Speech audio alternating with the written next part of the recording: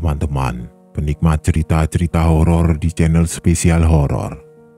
Kali ini, Mimin akan membawakan sebuah cerita horor dari akun Twitter @FreddyRaskin yang berjudul Lepas dari Hutang. Buat kalian yang sudah penasaran, langsung saja selamat menyimak kalau kalian masih berani.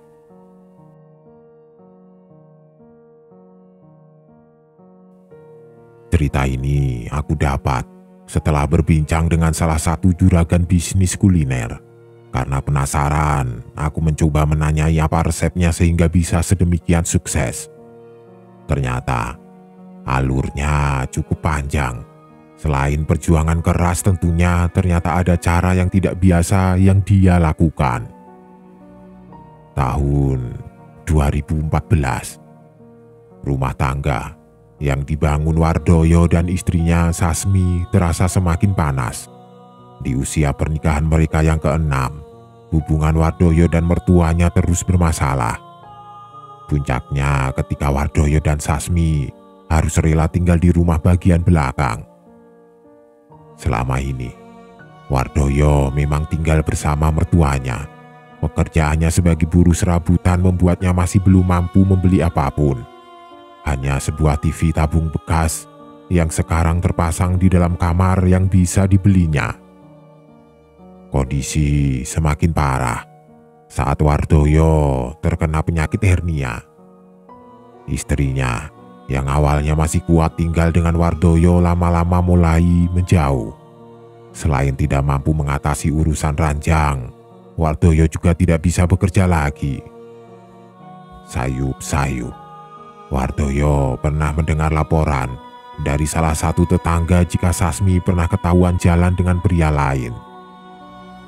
"Kamu keluar sama siapa, Dik? Kok aku dengar kamu keluar dengan pria lain?"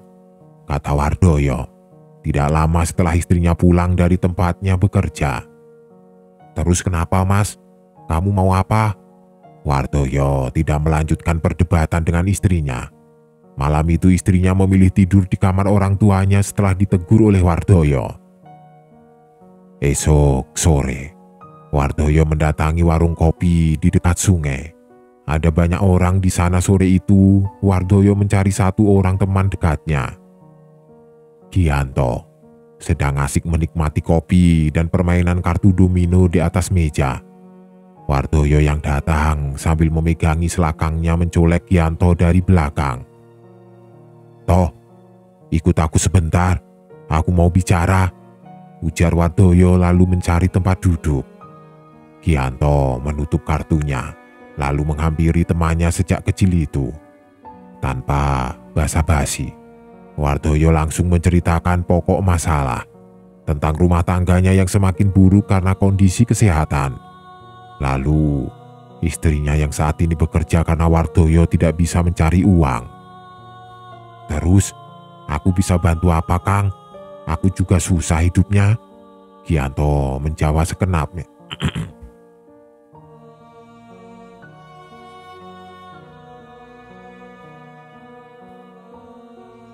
Gianto menjawab sekenanya. "Ya apa saja toh, yang penting aku bisa dapat uang banyak." Gianto lalu menatap ke atas. Dia lalu membisiki telinga Wardoyo. "Ada orang pintar, rumahnya di dekat Raung. Kalau mau, nanti habis isak kita main ke sana."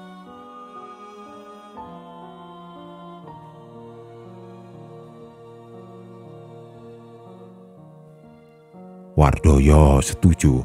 Beban hidupnya yang cukup berat membuatnya rela mencari solusi apapun. Selepas isak, Wardoyo langsung berangkat ke rumah Gianto. Sengaja dia tidak berpamitan kepada penghuni rumah karena yakin tidak ada yang menunggunya. Sesampainya di rumah Gianto, Wardoyo langsung mengetuk jendela kamar, memberi sinyal pada Gianto jika dirinya sudah datang. Gianto yang mengetahui kedatangan Wardoyo, lalu meminjam motor milik keponakannya. Rumah Ki Karmono berada jauh di dusun terakhir kaki Gunung Raung. Motor GL tua yang ditumpangi Gianto dan Wardoyo terseok-seok di jalanan berlumpur ketika melewati hutan karet. "Masih jauh toh?" Wardoyo membisiki telinga Gianto yang tengah fokus menyetir. "Sebentar lagi, setelah tanjakan ada pohon bendo kembar.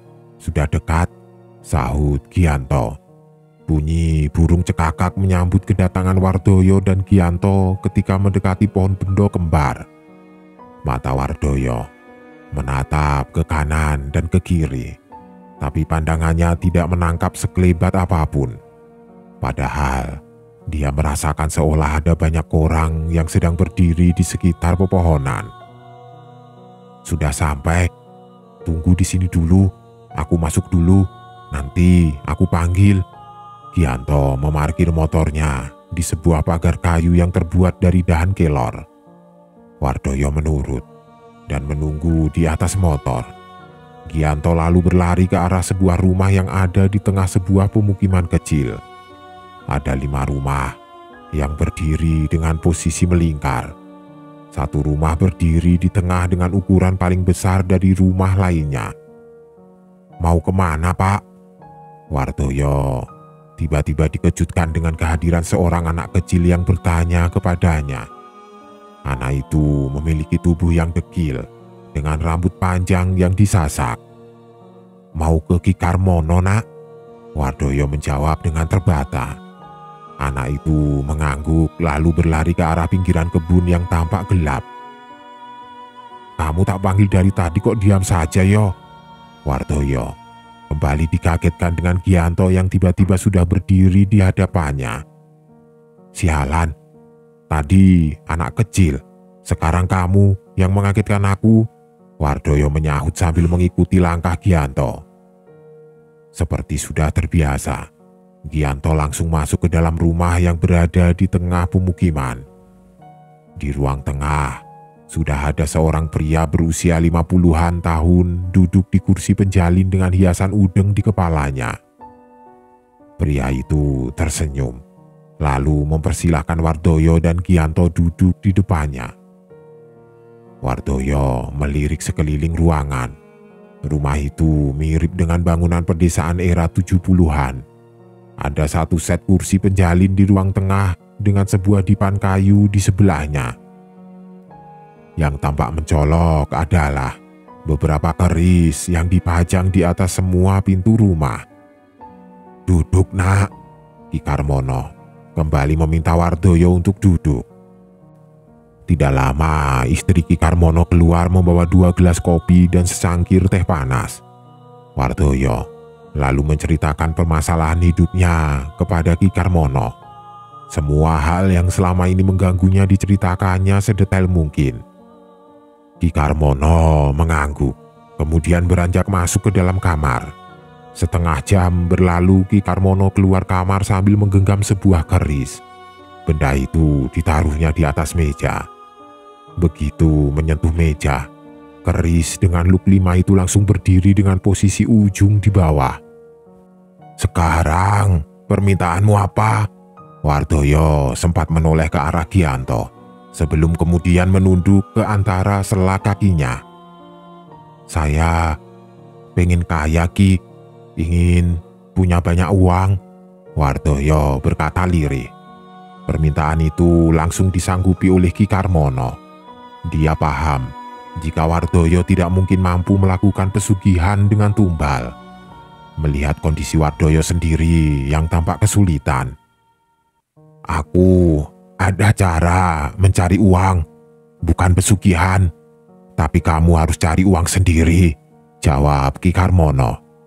Wardoyo tampak sumringah mendengar solusi yang diberikan Ki Karmono.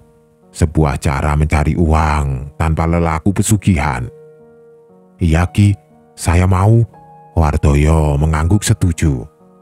Ki Karmono memberikan Wardoyo cara mencari uang dengan berdagang sate gagak. Sebelum memulai ritual, Wardoyo diminta puasa mutih selama 8 hari. Selama itu, Wardoyo diminta untuk menahan diri agar tidak marah dan tidak bergaul dengan istrinya. Ki Karmono juga memberi syarat Untuk jenis gagak yang bisa dijual benar-benar gagak yang warnanya hitam legam. Tidak boleh ada warna lain di tubuhnya.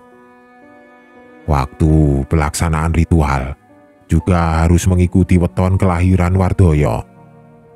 Usai mendengar syarat-syarat itu, Wardoyo kemudian pamit untuk pulang. Sebelum keluar dari pintu, keris milik Ki Karmono mendadak terjatuh, menandakan kesepakatan telah terjadi. Wardoyo dan Gianto pun kembali ke desa. Singkat cerita, Wardoyo mempersiapkan berusaha waktu ritualnya dengan sebaik mungkin. Selasa Pon, sesuai wetonnya akan datang 2 purnama lagi. Wardoyo mengajak Gianto berkeliling ke pasar hewan setiap hari untuk mencari burung gagak cemani. Pasar-pasar hewan di daerah Bondowoso, Situbondo, Banyuwangi hampir tiap minggu mereka sambangi. Tapi hasilnya nihil. Burung-burung gagak yang mereka temui tidak ada yang sesuai dengan syarat yang diajukan oleh Ki Karmono. Wardoyo yang tidak punya penghasilan mau tidak mau membebankan semuanya kepada temannya Gianto. Mulai dari ongkos bensin berkeliling pasar-pasar hewan sampai makan mereka selama pencarian. Sabar sebentar ya toh, nanti kalau sudah ada hasilnya, kamu saya bagi. Gianto hanya bisa menarik nafas. Sampai hari ke-40 pencarian, upaya Wardoyo dan Gianto masih nihil. Keduanya lalu beristirahat di dekat salah satu pasar burung. Bagaimana yo, kalau begini caranya bisa gagal? Sudah habis biaya banyak lagi. Wardoyo yang mendengar keluhan Gianto hanya bisa menggaruk kepala.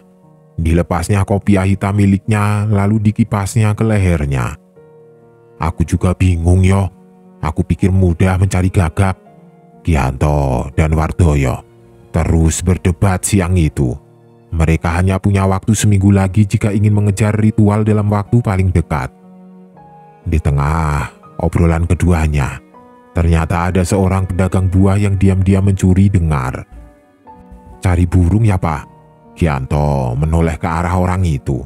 Tubuhnya gemuk dengan kaos tanpa lengan bergambar partai. Iya Mas.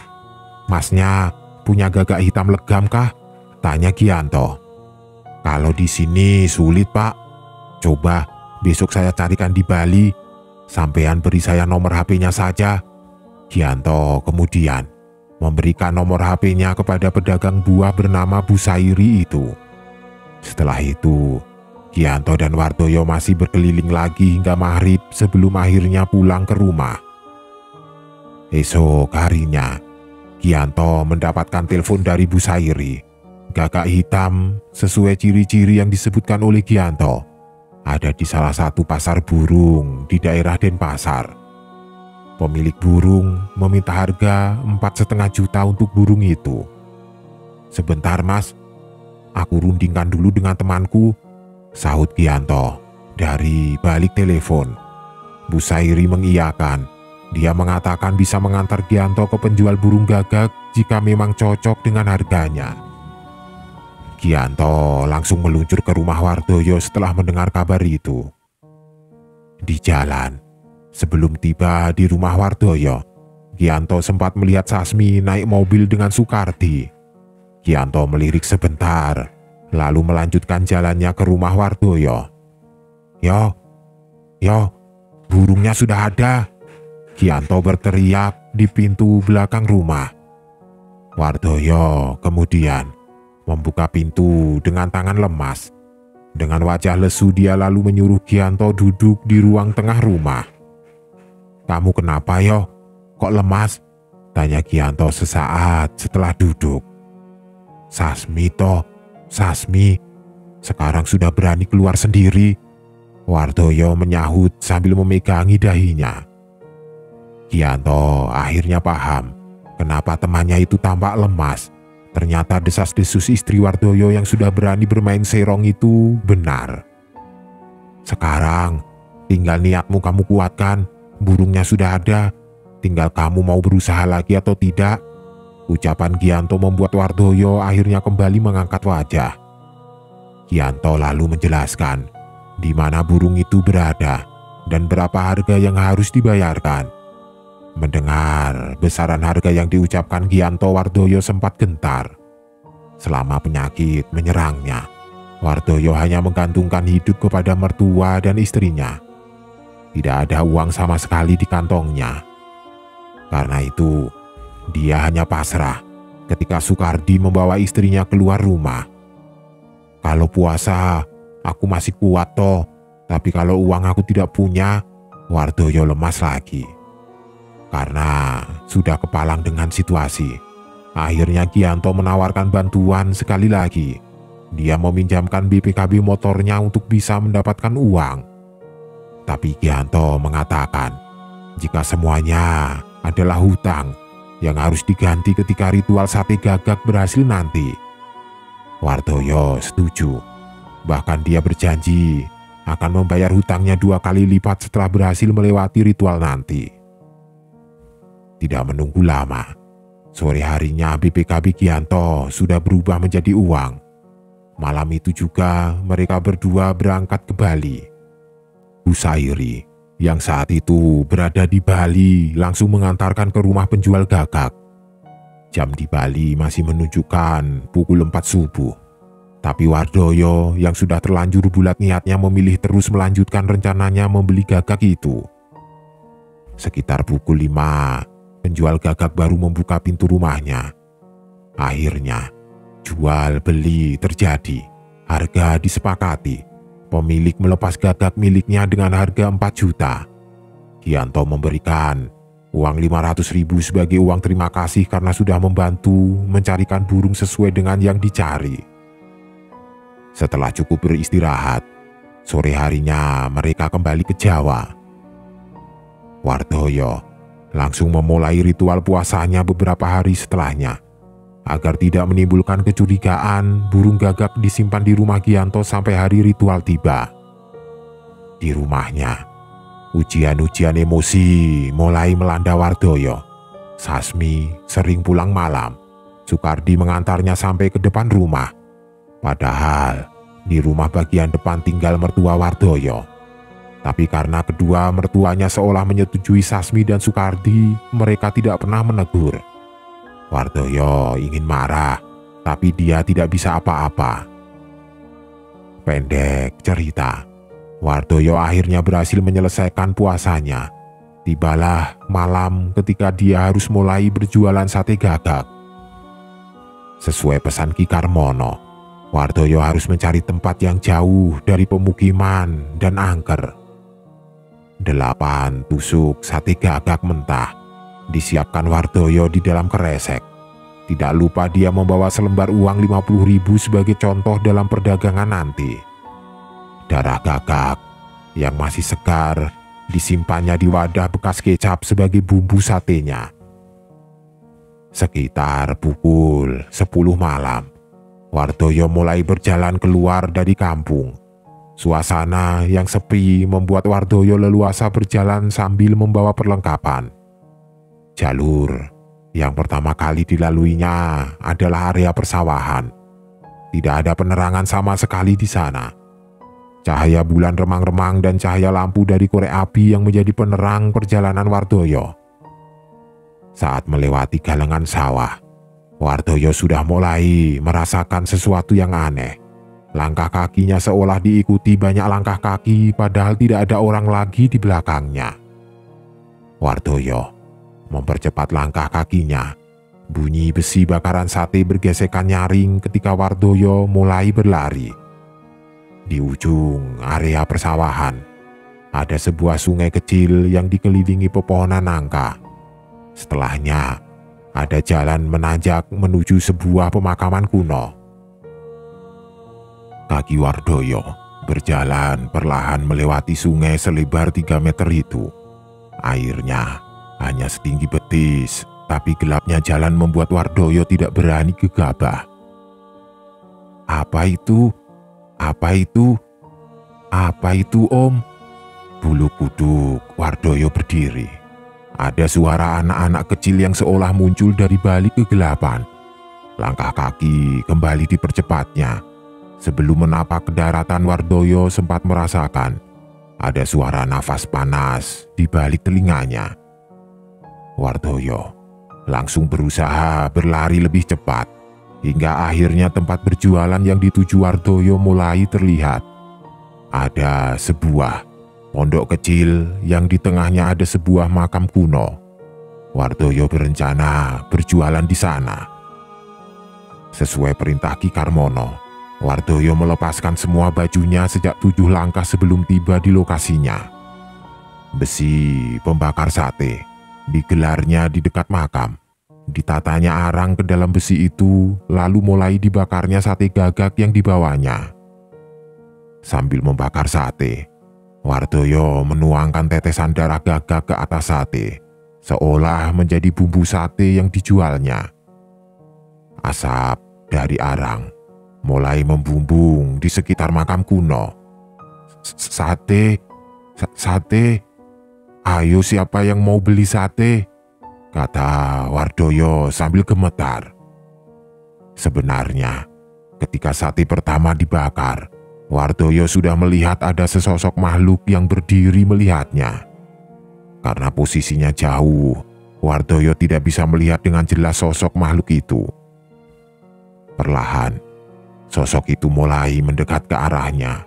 Bau harum tercium di antara kuatnya bau asap. Tangan Wardoyo kembali gemetar. Jelas-jelas, belum pernah seumur hidupnya dia berurusan dengan bangsa lelembut. Sosok itu semakin mendekat. Sampai kira-kira jaraknya 15 meter dari Wardoyo, mendadak suasana menjadi sunyi. Tidak ada suara kodok atau jangkrik yang tadi sempat terdengar rame-rame. Semuanya sepi.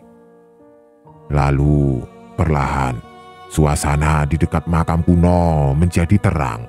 Tanah yang diinjak Wardoyo menjadi sebuah tehel dengan warna tulang. Tiba-tiba, di depannya sudah berdiri sosok perempuan berambut panjang. Wanita itu menggunakan baju dengan warna keemasan. Tidak ada sepatah kata pun yang keluar dari mulut wanita itu. Wardoyo sempat termenung menatap wanita yang ada di depannya. Begitu tersadar, Wardoyo langsung menawarkan sate gagak yang dijualnya. Dia juga menunjukkan harga satu tusuk sate itu dengan selembar uang 50 ribuan. Harganya ini, tapi banyaknya harus seperti ini. Wardoyo menunjukkan sebuah kardus kosong bekas sepatu. Wanita itu mengangguk. Tidak butuh waktu lama, kardus sepatu yang dibawa Wardoyo penuh sesak dengan uang 50 ribuan. Mata Wardoyo mendelik melihat tumpukan uang di hadapannya.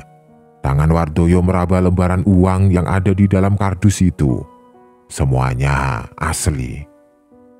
Wanita yang ada di hadapan Wardoyo kembali tersenyum.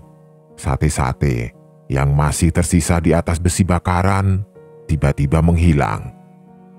Ada tangan-tangan berjari panjang yang muncul dari bawah dan mengambil sate-sate itu lalu menariknya ke bawah. Wardoyo mundur, ketakutan melihat tangan yang muncul tiba-tiba itu. Setelah sate-sate habis, tiba-tiba suara khas perbukitan kembali muncul. Suara sahutan kodok terdengar, dibarengi dengan gesekan dedaunan yang terdorong oleh angin. Suasana kembali gelap seperti sedia kala. Wardoyo sempat melihat langkah perempuan pembeli sate gagak yang berjalan menuju batu besar di bukit. Kakinya terlihat tidak menapak tanah. Wanita itu lalu menghilang bersama dengan kabut. Tepat sebelum azan subuh, Wardoyo sudah tiba di rumahnya dengan memeluk ribuan lembar uang 50 ribuan. Hari itu juga Wardoyo melunasi hutang-hutangnya kepada Gianto. Wardoyo masih menjalankan ritual itu beberapa kali setelahnya. Mungkin hal itu yang membuatnya menjadi cukup kaya seperti saat ini. Entahlah. Setelah kondisi ekonominya membaik, Wardoyo bisa membeli rumah dan toko untuk usahanya. Dia tetap beristri dengan Sasmi. Tapi Wardoyo juga menikahi wanita lain. Dengan uangnya Wardoyo bisa mengobati penyakitnya. Kabarnya Gianto juga sempat mengikuti jalan yang ditempuh Wardoyo, tapi gagal karena ketakutan saat bertemu para pembeli sate gagak.